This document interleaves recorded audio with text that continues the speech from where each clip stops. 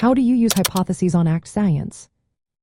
Have you ever wondered how hypotheses can help you ace the ACT Science section?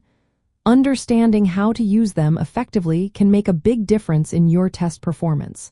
Let's break it down step by step. On the ACT Science section, you will often encounter passages that present conflicting hypotheses. These passages typically show a scientific phenomenon along with two different scientists' proposed explanations.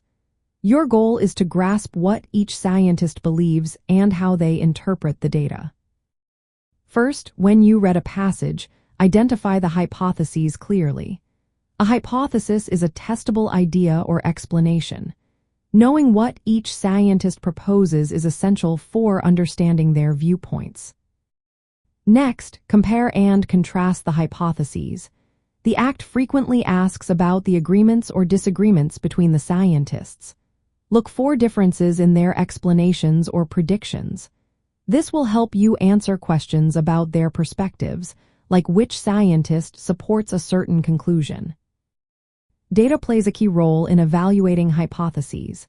The passages usually include tables, graphs, or summaries of experiments. Use this information to see how the data supports or challenges each hypothesis. Some questions may ask you to determine which hypothesis is better supported by the data. When answering questions, you might be asked to summarize a scientist's hypothesis or identify which hypothesis explains a trend. You may also need to recognize what the scientists agree or disagree on. Time management is crucial since the ACT Science section is timed. Quickly identify the hypotheses and focus on key differences. Start with easier questions that ask you to report what a hypothesis states before moving on to more complex questions that requiring analysis. For practical tips, practice reading passages with conflicting hypotheses.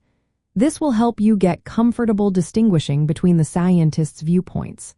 Pay attention to scientific terms like hypothesis, variable, and control.